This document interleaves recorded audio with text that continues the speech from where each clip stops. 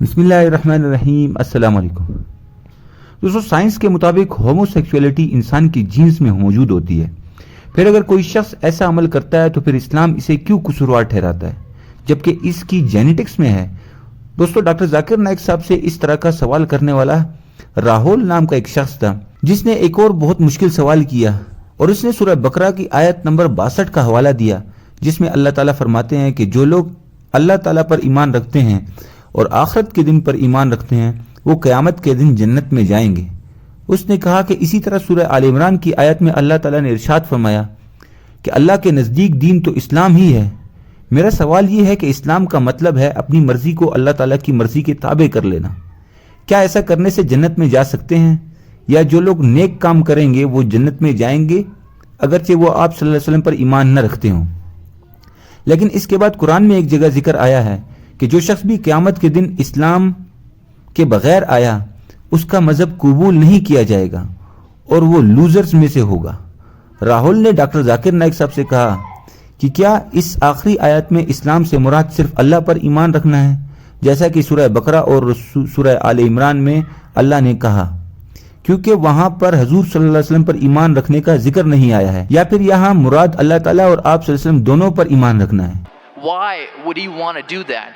The question, if I can just put it in this manner, how can God be so sadistic that he would actually go ahead with a plan which he knows is going to end up in that manner? That's the first side of the coin. The second side of the coin is, for some reason, if I believe that, okay, God is almighty and he understands everything is great, God is great, why is God insisting in the Quran that look at the mountains, look at the protons, the electrons, this and that, everything is so synchronized, how amazing I am? Why is he forcing us to find his creation amazing when it is a piece of cake for God? I mean, he just had to say kun and it was done. Then why is it a big deal if God has made this entire universe which is so amazing? Because for God it's nothing. So I should not be really amazed at his creation. He can do much more than this. So I do not understand why he wants us to respect what he's done or find it amazing what he has done. دوستو، doctor Zakir Naik صاحب نے پہلے اس سوال کا جواب دیا، اس کے بعد انہوں نے ہومو سیکسولیٹی کے بارے میں کہا۔ ڈاکٹر ذاکر نائک صاحب اور راہول کی کیا کنورسیشن ہوئی ہم آپ کو بتائیں گے۔ آپ اسے ایک سوال نہیں بلکہ ایک شخص کا کفر سے اسلام تک پہنچنے کا سفر سمجھیے۔ ویڈیو کو پورا دیکھیے اور لائک ضرور کیجیے۔ دوستو، ڈاکٹر ذاکر نائک صاحب سے سب سے پہلے راہول کی کہی ہوئی آیت کوٹ کی، جن میں اللہ تعالیٰ نے فرمایا کہ جو شخص اللہ پر ایمان رکھے گا اور آخرت پر ایمان رکھے گا قیامت کے دن جنت میں جائے گا۔ دوستو، ڈاکٹر ذاکر نائک صاحب نے فرمایا یہ آیت اس طرح نہیں ہے۔ اگر آپ اس آیت کو کانٹیکسٹ کے ساتھ ملا کر پڑھیں گے اور اس کے پس منظر دیکھیں گے تو پوری بات سمجھ میں آئے گی۔ یہ آیت اللہ تعالیٰ نے اس وقت نازل کی جب لوگ آپ صلی اللہ علیہ وسلم کے پاس آئے اور پوچھا کہ ان کی پہلے کی زندگی کا کیا ہوگا جب وہ عیسائی یا یہودی تھے، تو اللہ تعالیٰ نے یہ آیت نازل کی کہ اگر کوئی شخص آپ صلی اللہ علیہ وسلم کی اس دنیا میں آنے سے پہلے اللہ پر ایمان رکھتا تھا اور آخرت پر بھی تو وہ جنت میں جائے گا۔ ڈاکٹر ذاکر نائک صاحب نے کہا کہ اس کا یہ مطلب نہیں ہے کہ آج کوئی عیسائی یہ کہے کہ راہل نے کہا ہے کہ اگر وہ اللہ تعالیٰ پر ایمان رکھتا ہو تب ڈاکٹر ذاکر نائک صاحب نے کہا کہ اللہ پر ایمان رکھنا ضروری ہے، لیکن اگر وہ عیسیٰ علیہ السلام کو بھی خدا مانتا ہے تو بھی جنت میں نہیں جا سکتا۔ راہل نے کہا اور اگر کوئی عیسائی صرف اور صرف اللہ تعالیٰ پر ایمان رکھتا ہو؟ جواب میں ڈاکٹر ذاکر نائک صاحب نے کہا بالکل، اگر اللہ تعالیٰ پر کوئی شخص ایمان رکھتا ہوگا تو ضرور جنت میں جائے گا، لیکن اللہ پر ایمان رکھنے کا مطلب یہ ہے کہ اللہ کے احکامات کو بھی ماننا پڑے گا۔ ڈاکٹر ذاکر نائک صاحب نے کہا کہ اب ایسا تو نہیں ہو سکتا کہ کوئی شخص برے کام بھی کرے اور ساتھ میں کہے کہ میں اللہ پر ایمان رکھتا ہوں۔ اگر اللہ پر ایمان رکھتا ہوگا تو وہ قرآن کے تمام احکامات کو مانے گا، نہ کہ صرف ایک یا دو آیات کو۔ دوستو، راہول نے کہا کہ میرا سوال یہ ہے کہ اگر کوئی شخص اللہ پر ایمان رکھتا ہے اور آخرت پر بھی، لیکن وہ حضور صلی اللہ علیہ وسلم کے حوالے سے تھوڑا کنفیوز ہے، تو کیا وہ جنت میں جائے گا؟ ڈاکٹر ذاکر نائک صاحب نے کہا کہ ایسا نہیں ہے۔ راہول نے جواب دیا کہ میرے پاس ثبوت کے طور پر قرآن کی 2 آیتیں موجود ہیں جو میں نے پہلے سوال میں پوچھی تھی، جن میں اللہ تعالیٰ کہہ رہا ہے کہ جو اللہ پر اور آخرت پر ایمان رکھے گا وہ جنت میں ضرور جائے گا۔ اس میں تو نبی صلی اللہ علیہ وسلم کا کوئی ذکر ہی نہیں ہے۔ ڈاکٹر ذاکر نائک صاحب نے کہا کہ آپ اس آیت کو پھر کانٹیکسٹ سے الگ کیوں کر رہے ہیں؟ یہ آیت ایسے عیسائیوں اور یہودیوں کے لیے نازل ہوئی تھی جو اسلام قبول کرنا چاہتے تھے، لہٰذا انہیں کہا گیا کہ اگر وہ اللہ پر اور آخرت پر پہلے ایمان رکھتے تھے تو ان کی پچھلی زندگی کا ان پر کوئی گناہ نہیں ہوگا۔ لیکن اس کا یہ مطلب نہیں ہے کہ آج کے دور میں کوئی شخص یہ کہے کہ میں صرف اللہ پر ایمان رکھتا ہوں یا اللہ کے ساتھ ساتھ حضرت عیسیٰ علیہ السلام کو بھی خدا مانتا ہوں، یہاں تک کہ صرف حضور صلی اللہ علیہ وسلم پر ایمان رکھ کر بھی اپنے آپ جنت میں نہیں جا سکتے۔ جب تک اللہ کے تمام احکامات نہ مانے۔ دوستو یہاں پر راہول نے کہا کہ میں اللہ پر بالکل ایمان رکھتا ہوں کہ وہ اکیلا ہے، اس کی کوئی اولاد نہیں ہے اور نہ اس کا کوئی باپ ہے اور نہ ہی اسے کسی نے پیدا کیا۔ اس نے سورہ اخلاص پڑھی جس پر سارا حال تالیوں سے گونج اٹھا۔ لیکن ڈاکٹر ذاکر نائک صاحب نے فرمایا کہ یہ اسلام کا ایک حصہ ہے، مکمل اسلام یہ نہیں ہے۔ اگر آپ اللہ پر ایمان رکھیں گے لیکن اچھے کام نہ کریں تو جنت میں نہیں جائیں گے، لہٰذا یہ سب چیزیں آپس میں ریلیونٹ ہیں۔ مثال کے طور پر آپ کو کہاں سے پتہ چلا کہ اللہ ایک ہے؟ قل هو اللہ احد کا لفظ کہاں ہے؟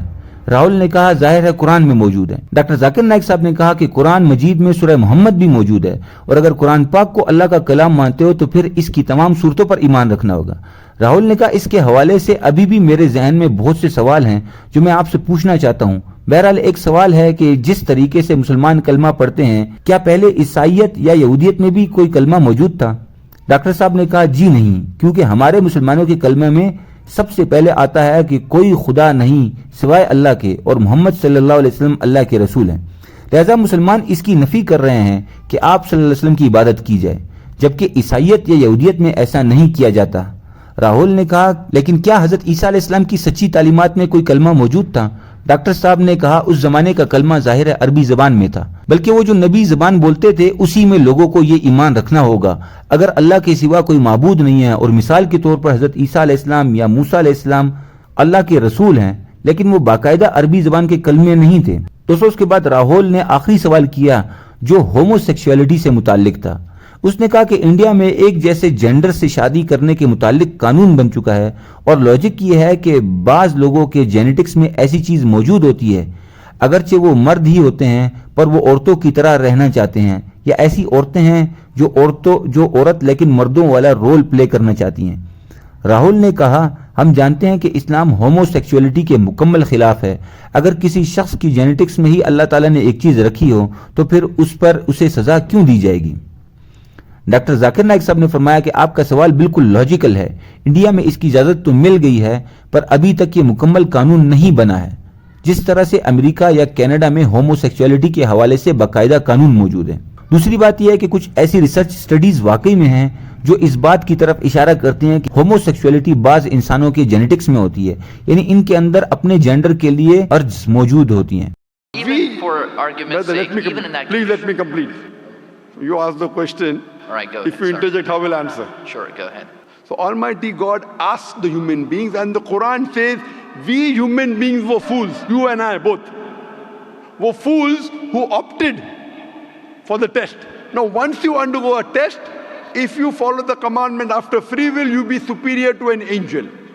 If you disobey Allah, you become inferior to an angel.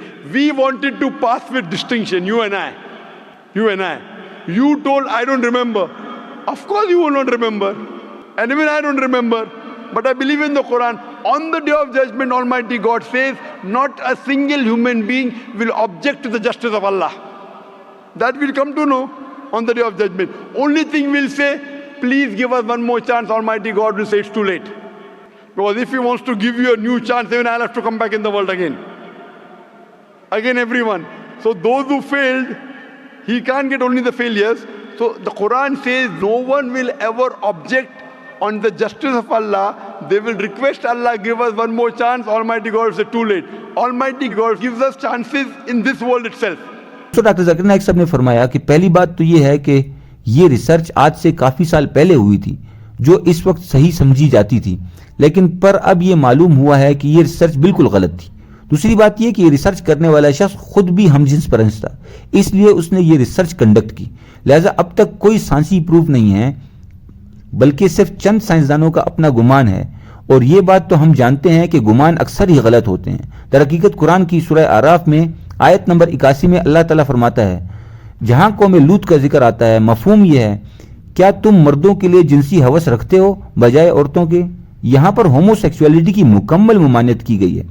Doctor Zakir Naik صاحب نے پھر فرمایا صرف اسلام میں ہی نہیں بلکہ بائبل میں بھی آپ کو اس حوالے سے ذکر ملے گا، لہذا ہومو سیکسولیٹی اسلام اور عیسائیت دونوں میں ہی مکمل حرام ہے۔ جہاں تک سائنس کی بات ہے تو یہ صرف ابھی تک ایک ایزمپشن ہے، بلکہ سائیکالوجی ہمیں یہ بتاتی ہے کہ جب آپ کوئی عمل زیادہ کرنا شروع کر دیں تو اس میں پلیجر ختم ہو جاتا ہے۔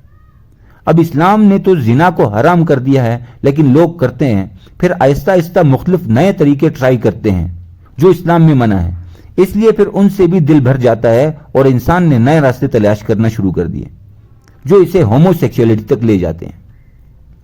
یہی وجہ ہے کہ سائنٹیفک ریسرچ ہمیں یہ بتاتی ہے کہ جن لوگوں کی شادی کے علاوہ الگ سے تعلقات نہ ہوں وہ اپنے حلال پارٹنر کے ساتھ سیکس لائف زیادہ انجوائے کرتے ہیں۔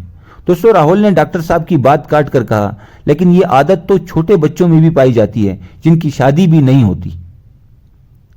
ڈاکٹر صاحب نے کہا کہ مجھے ذرا اپنی بات کمپلیٹ کرنے دیں۔ مختصر یہ کہ حرام میں پڑھ کر انسان زیادہ انجوائے کرنے کے چکر میں غلط راہ پر نکل پڑتا ہے۔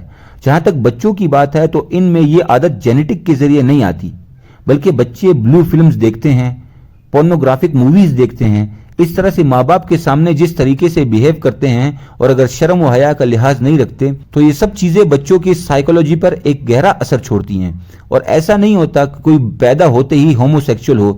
لہٰذا یہ ایک غلط سٹڈی ہے۔ دوستو، راہل نے ایک اور سوال کیا، اس نے کہا کہ اللہ تعالیٰ نے آپ کو مسلمان کیوں بنایا اور دوسرا کوئی شخص کافر کیوں ہو سکتا ہے اور ساری زندگی اسلام قبول نہ کرنے اور بیچارہ جہنم میں چلا جائے، جبکہ آپ مسلمان ہونے کی وجہ سے بغیر محنت کے ہی جنت میں چلے جائیں گے۔